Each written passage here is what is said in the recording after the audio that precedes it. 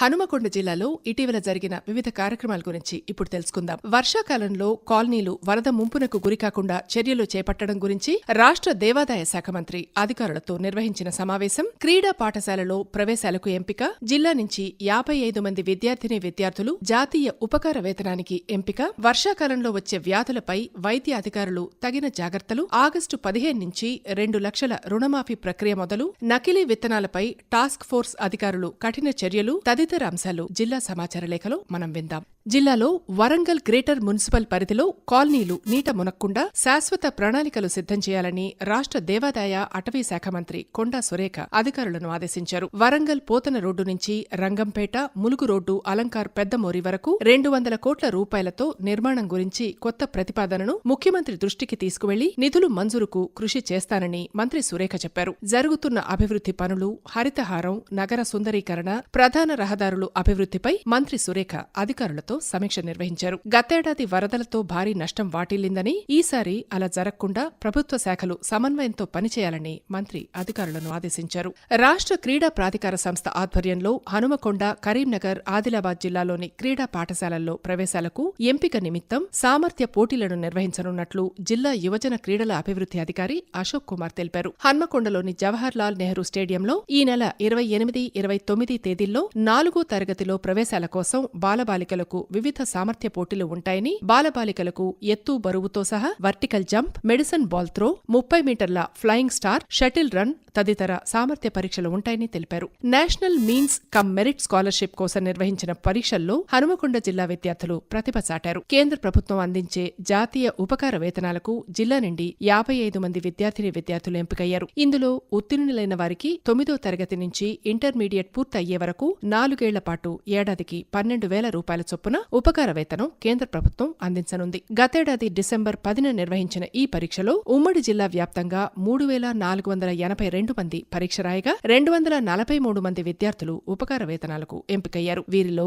హనుమకొండ జిల్లా నుంచి 55 మంది ఈ ఉపకార వేతనానికి ఎంపికయ్యారు. వర్షాకాలంలో కాలానుగుణంగా వ్యాధులు ప్రబలే అవకాశం ఉన్నందున జిల్లాలోని ఆసుపత్రుల పరిస్థితి, మందుల నిల్వ, వైద్య సిబ్బంది అప్రమత్తతపై జిల్లా వైద్య అధికారి డాక్టర్ సాంబశివరావు ఎప్పటికప్పుడు అధికారులతో పర్యవేక్షిస్తున్నారు. కాలానుగుణంగా వచ్చే వ్యాధుల నివారణకు ప్రత్యేక కార్యాచరణ రూపొందించడంతో పాటు ప్రజల్లో అవగాహన కల్పించడం సహా వైద్య సేవలు అందించడానికి వైద్యులు, వైద్య సిబ్బందిని సిద్ధంగా ఉంచుతున్నారు. ఈ నెల నుంచి నవంబర్ వరకు కాలానుగుణ వ్యాధులు ప్రబలే సమయం కావడంతో వాటి నివారణకు ప్రత్యేక ప్రణాళిక సిద్ధం చేయడంతో పాటు ముఖ్యంగా జిల్లాలో ర్యాపిడ్ ఫీవర్ సర్వే చేయాలని జిల్లా వైద్యాధికారులు, వైద్య సిబ్బందిని ఆదేశించారు. రాష్ట్ర ప్రభుత్వం ఎన్నికల్లో ఇచ్చిన హామీ మేరకు రైతులకు రుణమాఫీ చేసేందుకు చర్యలను వేగవంతం చేస్తోంది. అర్హులైన రైతుల వివరాలను పంపించాలని జిల్లా సహకార కేంద్ర బ్యాంకులకు ఆదేశాలు జారీ చేసింది. హనుమకొండ జిల్లా సహకార కేంద్ర బ్యాంక్ పరిధిలో 11,298 మంది అర్హులైన రైతులు ఉన్నారు. జిల్లా వ్యాప్తంగా అన్ని పంటలు కలిపి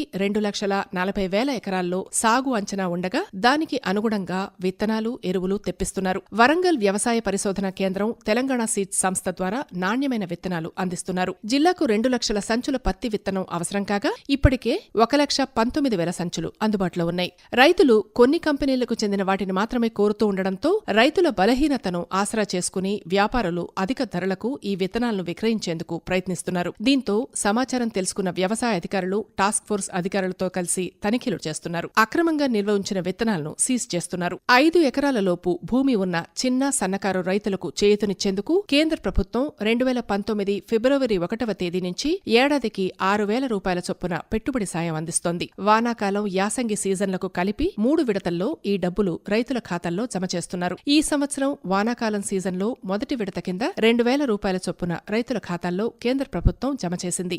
ఈ కేవైసీ చేసుకున్న రైతులకు మాత్రమే ఈ సాయాన్ని కేంద్ర ప్రభుత్వం అందించింది. వానాకాలం సాగు పెట్టుబడికి జిల్లాలో 17వ విడత పీఎం కిసాన్ సమ్మాన్ నిధి నిధులు విడుదలయ్యాయి. హనుమకొండ జిల్లాలో 56,409 మంది రైతులకు 11,26,18,000 రూపాయల నిధులు, ఒక్కొక్కరికి 2,000 రూపాయల చొప్పున 17వ విడత నిధులను కేంద్ర ప్రభుత్వం రైతుల ఖాతాల్లో జమ చేసింది.